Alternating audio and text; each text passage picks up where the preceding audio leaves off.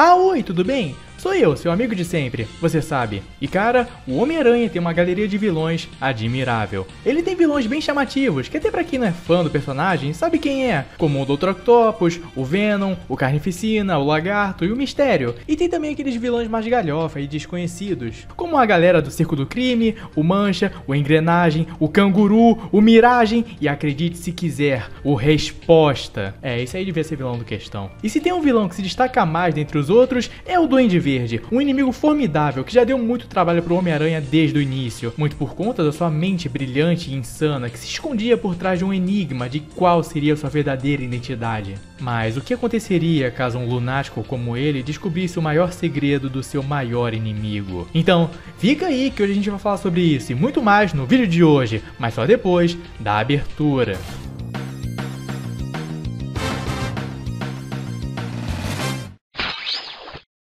E antes da gente falar da história de hoje, eu vou precisar dar um pouco de contexto. E é claro, eu recomendo que vocês vejam o último vídeo da origem e criação do Homem-Aranha, pra não ficarem perdidos. E bom, o Peter se formou na escola Midtown, deixando a sua tia orgulhosa, descobrindo que a Liz realmente gostava dele e não tinha só uma queda, que nem outras loirinhas. E também tem o Jameson dando um discurso pra turma e dando em cima da tia May.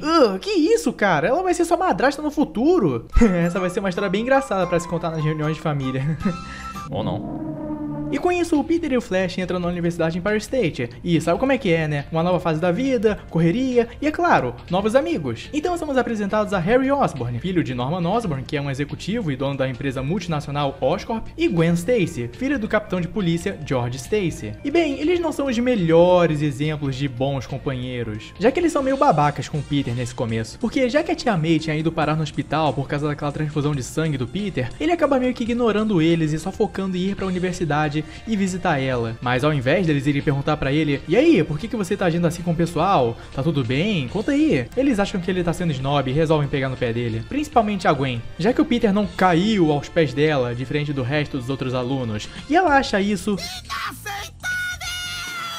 sim, e as tramóias da Gwen não acabam por aí, porque ela se interessou pelo Peter, mas tenta se aproximar dele pelo jeito mais duvidoso possível. Sério, até o próprio Miles, quando ele voltou no tempo, disse que eles eram uns bosta por eles agirem assim com o Peter. Mas, né, era a fase do Dítico, todo mundo era meio rancoroso, então a gente quebra esse galho. E é claro, nesse meio tempo o Homem-Aranha enfrenta alguns vilões, como o Kraven, o Magma, o Saqueador, o Mestre dos Robôs, ou Mendelstrom, e um cara chamado Joey, e esse último nem era vilão direito. Só que aí acabou rolando algo fora dos quadrinhos, que impactou as histórias do Aranha, que foi a saída do Steve Ditko da Marvel. Pois é, o Steve Ditko acabou saindo na edição 38 por causa de vários problemas e controvérsias que ele estava tendo com Stan Lee. E é claro que a saída do co-criador do Homem-Aranha, que também era o desenhista das histórias, era uma grande preocupação para Stan Lee. E é aí que entra um dos maiores artistas do mundo dos quadrinhos para ocupar esse cargo, John Romita Sr.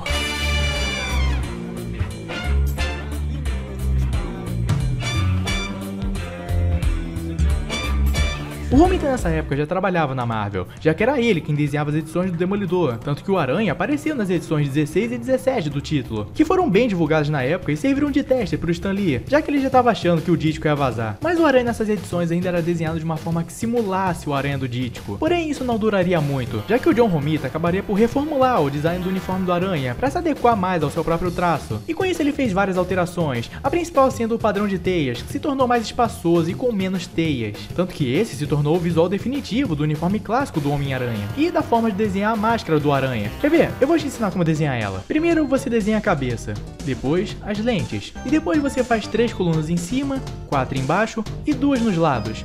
E aí você passa 2 linhas embaixo e 3 por cima. Aí você adiciona cores, se você quiser você coloca sombra e brilho, e voilá! Perfeito! E então chegamos na história de hoje, que começa com o Duende Verde planejando sua vingança contra o Homem-Aranha, que havia estragado seus planos de se tornar o chefão do crime organizado. Mas antes de destruí-lo, ele quer brincar com o Aranha, o humilhá-lo, descobrir sua identidade e no fim revelar ela pro mundo todo. E então nós vemos o Peter indo no médico pra dar aquele check-up na saúde, e também porque ele tá se sentindo meio gripado. E é nessa que ele fica sabendo que a tia May não poderia passar por nenhum susto por causa do seu coração frágil, e por causa que ela tava se recuperando da cirurgia que ela tinha feito. Porque caso contrário, ela poderia... você sabe, né? Morrer.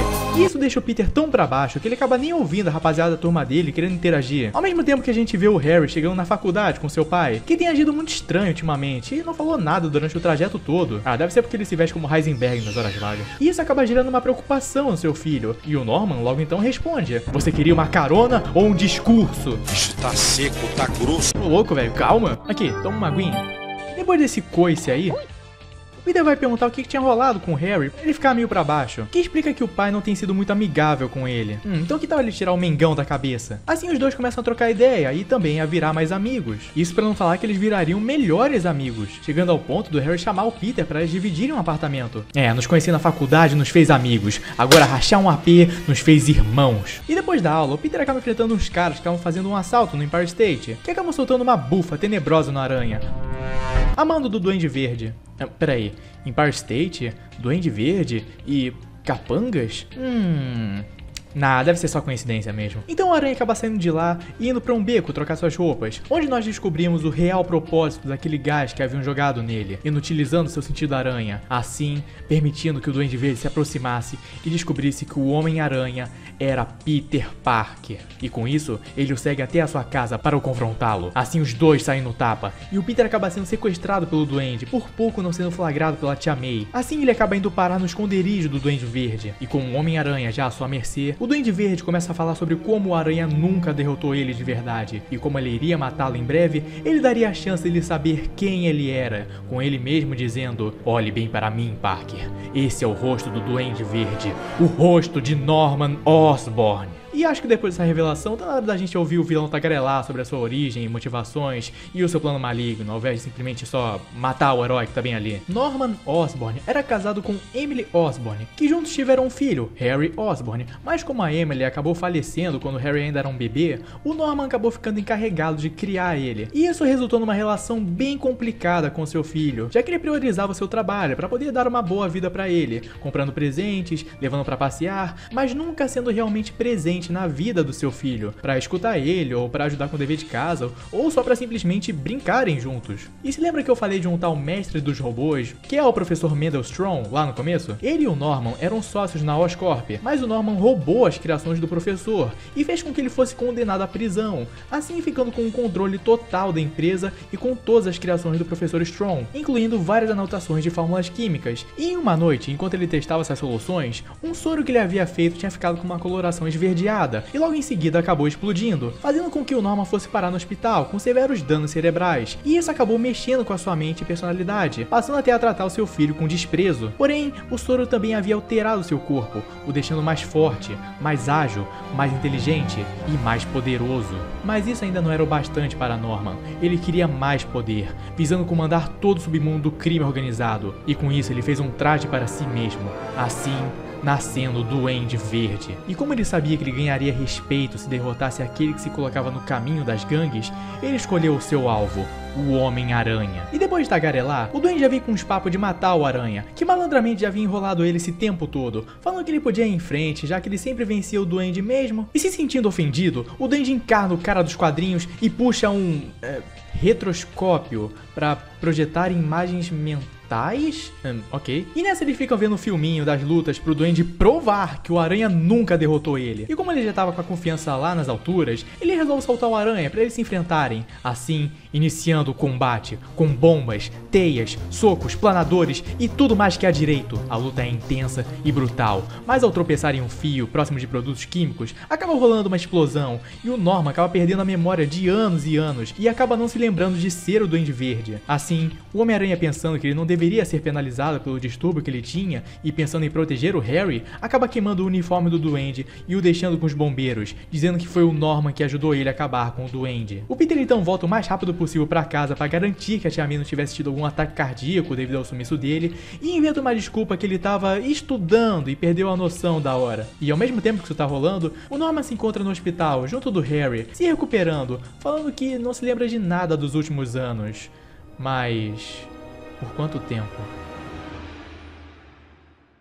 E esse foi Como Era Verde o Meu Duende. Historinha bem curtinha, né? Mas acredite, o impacto dela foi bem extenso, principalmente pela história ser um dos primeiros de muitos confrontos do Homem-Aranha com o Duende Verde, e também por ser o estopim que ajudou a definir o vilão como o seu arqui-inimigo, fazendo o Duende Verde se tornar um perigo não só para o Homem-Aranha, mas também para o Peter Parker, destacando o vilão como alguém desequilibrado e ameaçador, potencializando o confronto e o conflito dele saber a identidade do Peter, já que não tem como prever que tipo de atrocidades um louco como ele poderia fazer com essa informação, ou até mesmo quem mais ele poderia machucar para conseguir afetar o Homem-Aranha, como aconteceria no futuro. E como eu acabei de falar, o Duende aqui é a estrela dessa história, e mesmo que ele já tenha aparecido antes, é aqui onde ele brilha de verdade. Se bem que eu gosto da primeira aparição dele, eu acho bem divertida. Aqui ele ganha profundidade, motivações e se torna um grande motivo de preocupação pro Peter daqui pra frente. Se o Norman iria recuperar as memórias ou não. E eu admito, o Duende Verde é o meu vilão favorito por essas e outras características do personagem, que acabaria por ser muito mais envolvido no futuro, se tornando bem mais maquiavélico,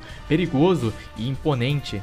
Vale se destacar que é bem legal também ver a evolução da relação dos amigos do Peter, com uma galera agindo que nem gente mesmo, em contraparte com as histórias do Dítico. Além de que aqui também rolou uma reduzida nos balanços positivos, deixando a leitura bem mais leve. E além de todos os outros méritos que eu já falei, e o demérito do retroscópio, sério, que merda era aquela? Essa história também é marcada pela entrada do John Romita Sr. nas histórias do Aranha, com o seu traço marcante, impactante e brilhante. E bota brilhante nisso, que ajudou muito a popularizar ainda mais o Aranha e a tornar ele no que conhecemos hoje em dia. Ah, e uma curiosidade, sabia que o Duende Verde foi uma das controvérsias que tinha entre o Steve Ditko e o Stan Lee? Primeiro pela sua origem, já que o Stan Lee havia pensado no Duende Verde como sendo um antigo demônio mitológico que foi encontrado por uma equipe de filmagem em um sarcófago egípcio, enquanto o Ditko havia pensado na ideia dele ser só um vilão humano mesmo. E segundo pela sua identidade, que o Stan Lee defendia que deveria ser alguém que o Peter já conhecia, e o Ditko falava que na vida real, os vilões geralmente são alguém que você nunca tinha visto na vida, o que era algo que o Stan Lee era totalmente contra, já que os leitores estavam esperando essa revelação há meses, tanto que havia até especulação do Jameson ser o Duende. Além de que isso seria algo muito anticlimático, ele ser alguém nunca visto antes. Mas o Stan Lee, como já tava com a memória meio ruim quando contou essa história pra gente, ele disse que ele não se lembrava se a ideia do Duende ser o Norman era dele ou do Ditko. E o Ditko, por outro lado, falou que a ideia veio dele mesmo, já que ele teria desenhado um personagem na edição 23 que seria o Norman no mesmo clube que o Jameson frequentava.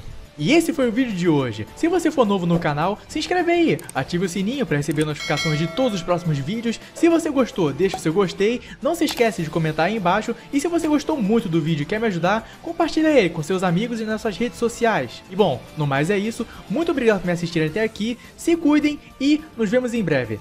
Falou!